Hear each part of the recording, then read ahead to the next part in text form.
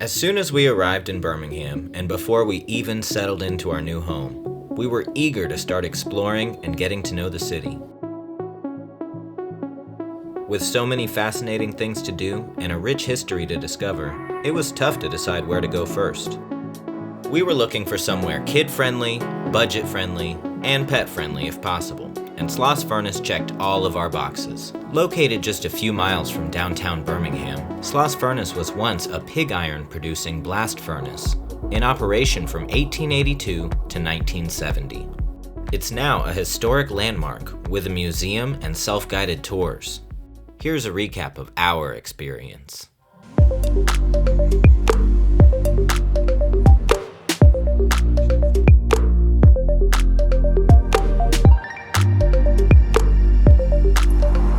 Hey, cute fam.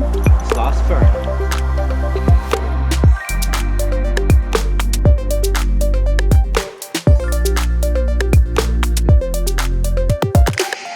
We checked in at the visitor center, took a quick tour of the museum, made sure to take advantage of the clean restrooms, and we were ready for the self-guided tour.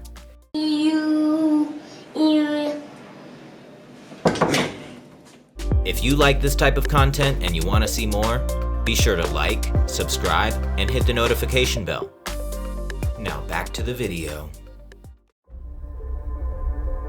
Scattered throughout the site are informative plaques that tell the story of Sloss Furnace.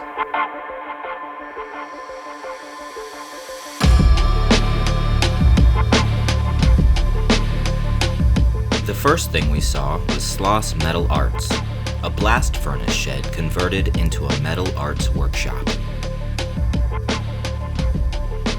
We followed the path further in.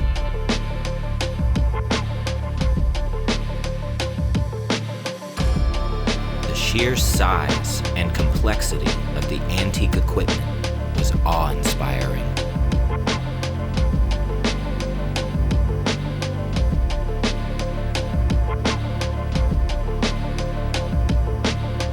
The tour lets you get up close and personal with all the machinery.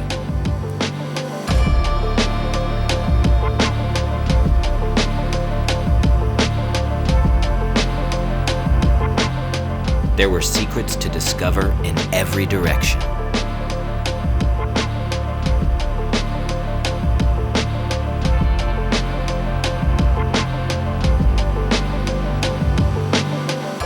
This led us to the boilers.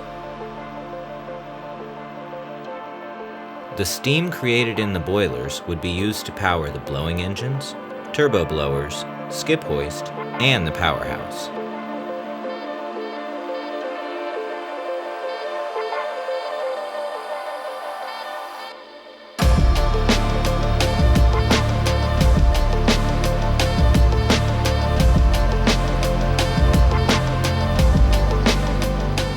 We continued down the path and found the stock tunnel.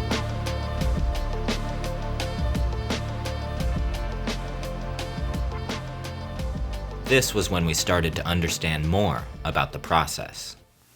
The process of reducing iron ore to pig iron or cast iron is called smelting.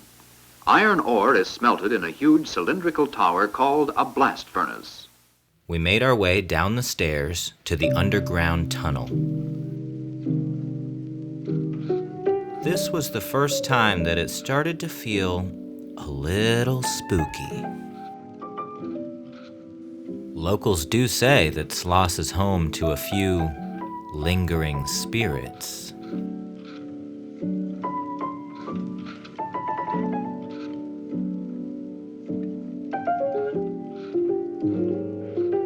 If you can get past the goosebumps, this is the best place to see where the iron-making process begins.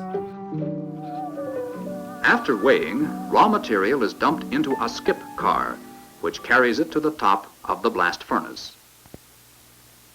Here, a full car is going up and an empty car is going down. The raw materials are not mixed until they reach the inside of the blast furnace.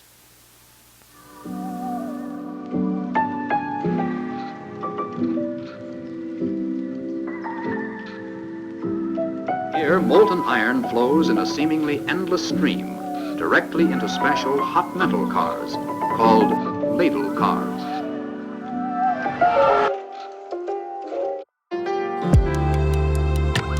These special scale cars weigh out the correct amount of each raw material according to an accurate scale built into the cars.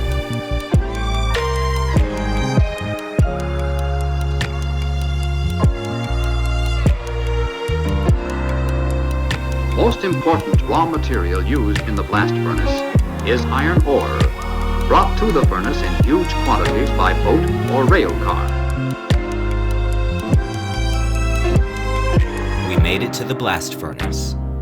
Everything we'd seen so far was there to ensure the operation of these furnaces. When the furnace is cast, about 250 tons of liquid iron flow from the great furnace.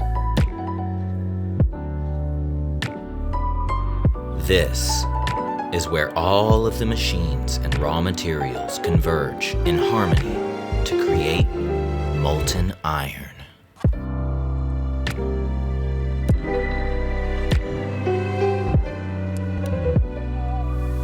Three large brick-lined stoves on the right are used to heat air, which is blown into the furnace at the bottom.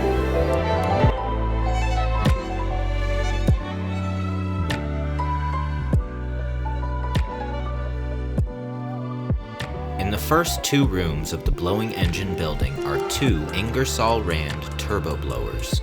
These were brought to Sloss in 1949 and 1951. They are centrifugal compressors driven by steam turbines. These two turbo blowers did all the work of the 8 original blowing engines.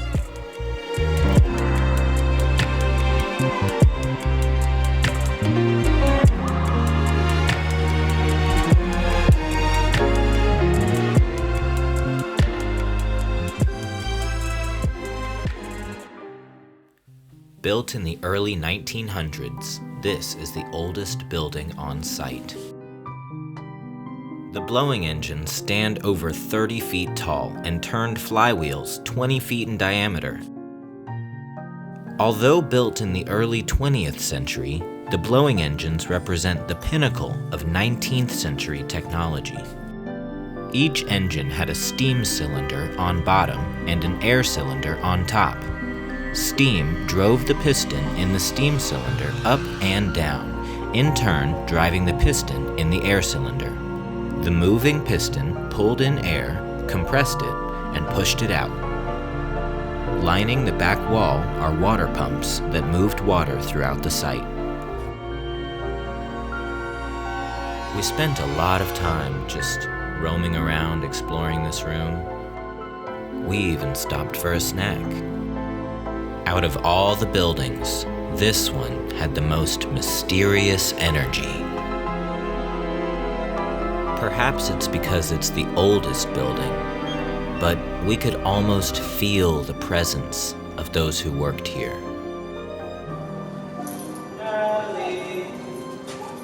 The spookiness didn't deter us. This was actually our family's favorite spot.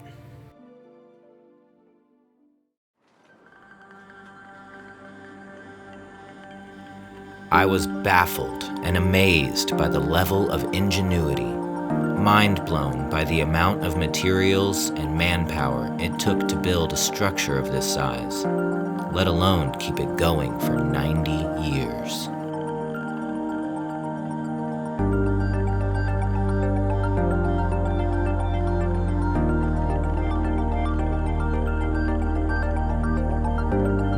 The self-guided tour was truly an educational experience. We learned about how Sloss helped shape Birmingham and its importance in the community today.